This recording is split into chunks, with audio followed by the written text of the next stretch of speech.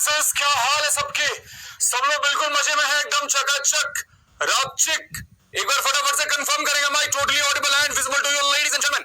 Do it fast. Good evening to you all, hope you all हमारी already हो गई है एंड होपफुली उनके बेस सवाल वगैरह आपने लगाए होंगे, और सवाल नहीं लगाए हो तो काहे नहीं लगाए हो? तुम्हारे बदले हम आगे थोड़ी मैथ सॉल्व करेंगे। अब तक वो बोल दी होती कि बाबू हमको चांद तोड़ के लाओ, क्या ही कर सकते हैं। जब तुम्हारा कटेगा तब साथ पढ़ने का मन करेगा। यार कोई बात नहीं, क्या ही कर सकते हैं। जब तुम्हारा कटेगा तब साथ पढ़ने का मन करेगा। क्या बोल रहे सर, क्लास स्टार्ट करते करते पर्सनल होने। समझिए T1 को हम अगर A कंसीडर करें तो T3 क्या हो जाएगा सर? T3 तो AR स्क्वायर के बराबर हो जाएगा। यहां से आप T5 निकालेंगे तो T5 क्या हो जाएगा? AR टू द पावर 4 के बराबर होगा। आप T7 निकालेंगे तो ये AR टू द पावर 6 के बराबर होगा। T9 निकालेंगे तो ये AR टू द पावर 8 के बराबर होगा। T11 निकालेंगे तो ये AR टू द पावर 10 के बराबर होगा।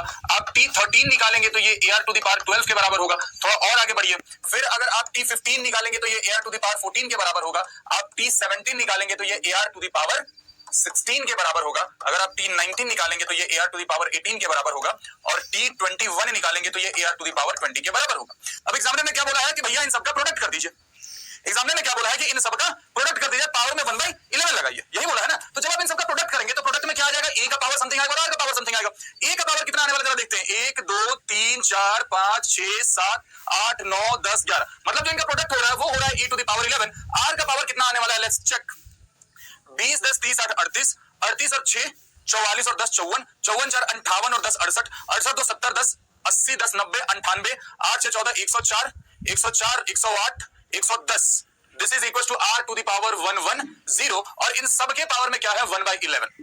अब मेरे भाई अगर आपको बेसिक भी मैथमेटिक्स आता है तो आप बोलेंगे अगर इनके पावर में 1/11 है तो ये सिंपली A बन जाएगा, और ये simply R to the power 10 बन जाएगा। ये AR टू द पावर 10 किसके बराबर है भैया? ये जो AR टू द पावर 10 है, this is nothing but T11 term 11, and answer is Charlie. ये आपके पेपर में पूछा हुआ सवाल है, 23 या 24 कभी तो पूछा था। समझ लीजिए इस टाइप के सवाल आपसे पूछे जाते हैं पेपर। अगर ABC में है तो आसान क्या हो गया? आसान ये हो गया ना कि अब ABC कोई भी AP बना लो, है ना। अब ABC कोई भी AP बना लो। A को अपने मन से 1 बोल दो, B को अपने मन से 2 बोल दो, और C को अपने मन से 3 बोल दो। क्यों भैया? क्योंकि ये AP बना रहे, हमें AP ही चाहिए था। अब हमें बोला गया कि ये गिवन नंबर क्या बनाएंगे? 3 टू द पावर 1, 3 का स्क्वायर 3 का क्यूब। अरे चमगादड़, ये तो देखने से ही GP दिख रहा है, जहां पे कॉमन रेशियो की वैल्यू कितनी है? 3 के बराबर है। खत्म, आंसर इज GP। क्या ये डिफिकल्ट है? ये भी कर दो तो रिजल्ट हमेशा AP ही बनेगा। तो इफ मैं लिख देता हूं ताकि बाद में तुम्हें ये चीजें याद रहे, if ABC are in AP, अगर ABC AP में है तो AX BX CX भी क्या होंगे? ये भी AP में होंगे। क्यों? क्योंकि एक कांस्टेंट x से मल्टीप्लाई किया गया। फिर ये भी प्रॉपर्टी आपने पढ़ी थी, अगर AP के हर एक टर्म में कोई कांस्टेंट नंबर जोड़ दिया जाए तब भी रिजल्टेंट AP ही बनेगा। तो इसका मतलब AX + 10 BX + 10 और CX + 10 भी क्या होगा? ये भी AP में ही बनेगा। अब यहां तीनों कांस्टेंट वैल्यू है, that means 10 to the power AX + 10, 10 to the power BX + 10 और 10 टू द पावर CX + 10 जो होगा ये क्या बनाएगा मेरे भाई? GP बनाएगा for every value of x। x की किसी भी वैल्यू के लिए, x की किसी भी वैल्यू के लिए ये GP ही बनाएगा। एग्जामिनर ने क्योंकि पहले लिख दिया था कि x is not equal to 0, ठीक है, तो 0 के अलावा हर वैल्यू के लिए GP ही बनाएगा, क्योंकि क्वेश्चन में मेंशन है। तो हम यहां पे क्या बोलेंगे? GP for all x। बहुत बच्चों ने इसमें बताओ क्या मार्क किया होगा? या तो ब्रावो मार्क किया होगा या तो डेल्टा मार्क। सवाल है, इफ सवाल को डिकोड करो पहले। If the pth qth and rth term of GP, pth qth rth term, जैसे first second third fourth fifth sixth, उस वो हो गया pth qth and rth, r l m and n respectively, then l to the power q minus r m to the power this n to the power p minus q क्या होगा? तो हम एक AP बना लेते हैं।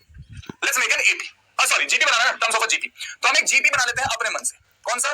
2 4 8। pth qth rth term की बात करी गई है, pth qth rth टर्म की बात करी गई है ना। तो ये हमारा GP क्या हुआ? First term. ये हमारा GP का हुआ सेकंड टर्म, और ये हमारा GP का हुआ third term. pth qth rth first second third, फिर से पढ़ो, pth qth rth first second third. तो यहां से आप क्या बोलेंगे कि p की वैल्यू हमारे सब्स्टिट्यूशन के अकॉर्डिंग कितनी है? 1 है क्योंकि फर्स्ट टर्म है। q की वैल्यू हमारे सब्स्टिट्यूशन के अकॉर्डिंग कितनी है? 2 है क्योंकि सेकंड टर्म है। और rh की वैल्यू हमारे सब्स्टिट्यूशन के अकॉर्डिंग कितनी है? 3 है क्योंकि थर्ड टर्म है। अब pth qth rth term of GP are l m and n respectively क्या है? l m n है। तो आप जब देखेंगे कि pth m की वैल्यू 2 है तो आप बोलेंगे कि l की वैल्यू 2 है, m की वैल्यू 4 है और n की वैल्यू कितनी है?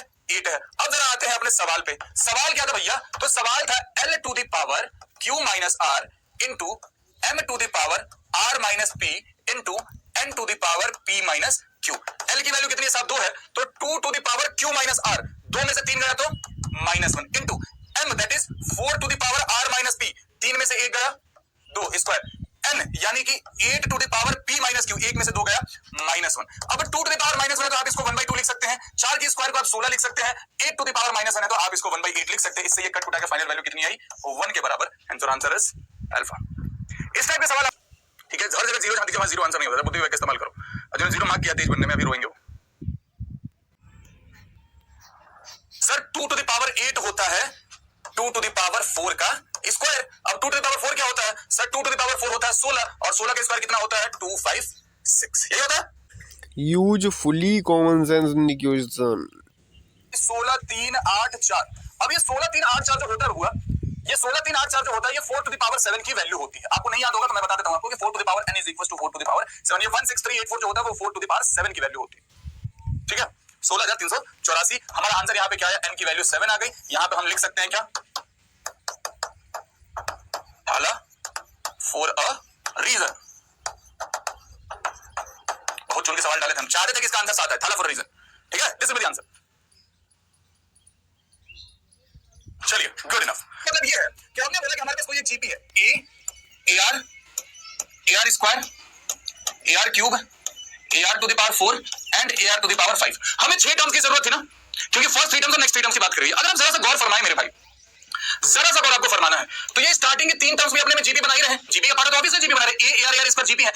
अगर हम बाकी के जो टर्म्स है उनको अगर सेपरेटली देखें, ये नेक्स्ट 3 टर्म्स को अगर आप सेपरेटली देखेंगे, ध्यान से देखिए, इन नेक्स्ट 3 टर्म्स को अगर आप सेपरेटली भी देखेंगे, अगर इधर कुछ भी ना रहे तब भी ये तीनों क्या बना रहे हैं, जीपी ही बना रहे हैं, करेक्ट। इधर भी जीपी बन रहा है, इधर भी जीपी बन रहा है, इधर भी 3 टर्म है, इधर भी 3 टर्म है, दोनों का कॉमन रेशियो क्या है, दोनों का कॉमन रेशियो सेम है, दोनों का कॉमन रेशियो सेम है, ठीक है। अब एक बात समझिए, अगर sum of first 3 terms to next 3 terms की वैल्यू 125:27 आई है, तो इससे क्या पता चल रहा है कि जो स्टार्टिंग के 3 टर्म्स का सम है, मेरे भाई ध्यान से सुनो, जो स्टार्टिंग के 3 टर्म्स का सम है वो बड़ा है लास्ट के 3 टर्म्स से। इसका मतलब कॉमन रेशियो क्या होगा, 1 से छोटा। सवालों को डिकोड कैसे करा जाता है मैं आपको वो सिखा रहा हूं, कि अगर स्टार्टिंग के 3 टर्म्स का सम बड़ा है और लास्ट के 3 टर्म्स का सम छोटा है, दैट मींस कॉमन रेशियो की वैल्यू r जो है वो 1 से छोटी है। आपने बोला ठीक है, अब जरा इसका सम निकालते हैं। स्टार्टिंग के 3 टर्म्स कॉमन रेशियो की वैल्यू r जो है वो 1 कैसे करा जाता है मैं आपको वो सिखा रहा हूं, कि अगर स्टार्टिंग के 3 टर्म्स का सम बड़ा है और लास्ट के 3 टर्म्स का सम छोटा है, दैट मींस कॉमन रेशियो की वैल्यू r जो है वो 1 से छोटी है। आपने बोला ठीक है, अब जरा इसका सम निकालते हैं।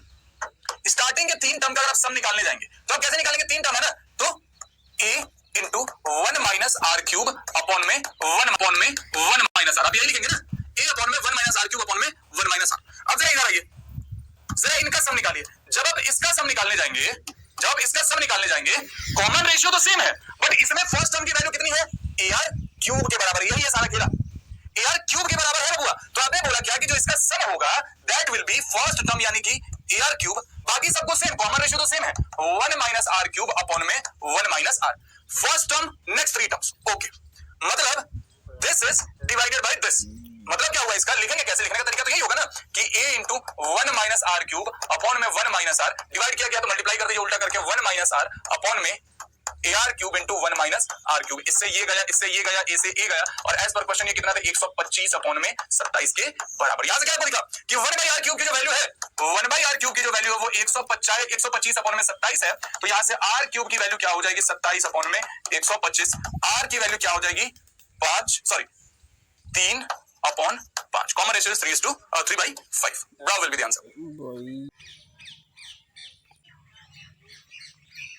यहाँ पर y के बराबर रखने को दिया था तो उसे रखना था, ऐसे तुक्का मार के y ऊपर लिख के नीचे 1 + 1 y नहीं लिखते, ये बहुत ही गलत है, ऐसे कभी नहीं करते।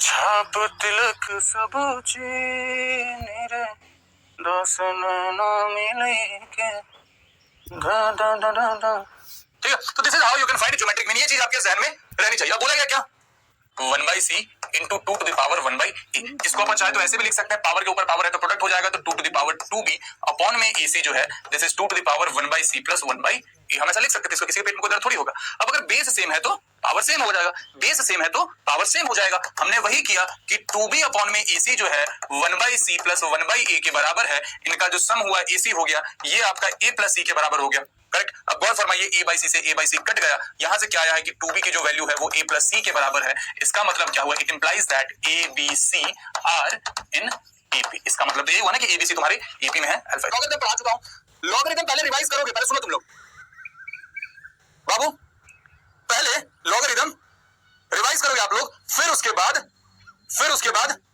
आप सॉल्व करने बैठोगे। इसी का था ना, है ना? ab टू द पावर 1/2 भी लिख सकते हैं, यस और no? ab to the power 1/2 भी लिख सकते हैं, ठीक है? अब अगर हमने देखा यहाँ पे कि a to the power n + 1 b to the power n + 1 upon में a to the power n + b to the power n, okay, हम ऑप्शन के अकॉर्डिंग चलते हैं। हमने अगर n की जगह पे -1/2 रख दिया तो ये क्या बन जाता है? a to the power -1/2 + 1 plus b to the power -1/2 + 1, नीचे में क्या आ जाएगा? a to the power -1/2 b to the power -1/2, a to the power 1/2 plus b to the power 1/2। इसको आप क्या लिख सकते हैं? 1 में a to the power 1/2 plus 1 में b टू द पावर 1/2, क्योंकि ये माइनस में थे। अब थोड़ा और आगे आप सॉल्व करेंगे तो ये बन जाएगा a to the power 1/2 plus b to the power 1/2। इसका एलसीएम हो गया मेरे भाई ab टू द पावर 1/2। इसका एलसीएम यही हो जाएगा, करेक्ट? इसका एलसीएम तो यही हो जाएगा ना, तो हमने वही लिख दिया। अब यहाँ पे क्या हो जाएगा? b to the power 1/2 plus a to the power 1/2। इससे ये पार्ट खत्म हो जाएगा। ये वैल्यू कितनी हो जाएगी? ab टू द पावर 1/2 के बराबर हो जाएगा, और हमें यही चाहिए था। मतलब आंसर इज ब्रावो। इसका रिजल्ट आप याद भी रख सकते हैं, जरूरी नहीं कि आपको सॉल्व करना, ठीक है? जरूरी नहीं आपको सॉल्व करना है, आपको इसका याद रखना। अच्छा, अगर ये सवाल कुछ ऐसा रहता, अगर क्वेश्चन रहता आपको सॉल्व है, आपको इसका याद रखना। अच्छा, अगर ये सवाल कुछ ऐसा रहता, अगर क्वेश्चन रहता कि an + 1 bn to the power n plus b to the power n, find the value of n if the given expression is arithmetic mean between a and b। कैसे निकालते हैं, याद है ना? अगर दो नंबर के बीच अरिथमेटिक मीन की बात करी जा रही है तो वो कितना हो जाता है? a + b/2 के बराबर है। ये a + b/2 के बराबर कब होगा? किसी बच्चे ने सबसे पहले जवाब दिया, नाम क्या है? कार्तिक। शाबाश, बहुत बढ़िया कार्तिक, बिल्कुल करेक्ट। n की वैल्यू आपने क्या रखनी है? 0 रखनी है। अगर n की वैल्यू आपकी 0 हुई तो ये क्या हो जाएगा? a टू द पावर 0 + 1 यानी कि a to the power 1, b to the power 0 + 1 यानी कि b to the power 1, a to the power 0 यानी कि 1, b टू द पावर 0 यानी कि 1। This is a + b/2। Answer will be, n की value क्या होगी? 0 के बराबर होगी। चलिए एक बार फटाफट से वोट करके जरूर बता दीजिएगा। जिसके संभल जा जरा, वे मोहब्बत करने चला है तू, यहीं रुक जा जरा, फिर मोहब्बत करने चला है। बाबू कुछ नहीं हो सकता, जिनको समझ नहीं आया है तो मैं आया। बता दीजिएगा कितने लोगों को क्लास में मजा आया, चीजें समझ आई है? Do it first.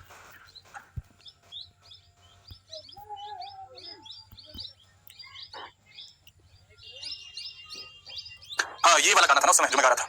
जब जब तेरे पास मैं आया एक सुकून मिला, जिसे मैं था भूलता आया वो वजूद मिला।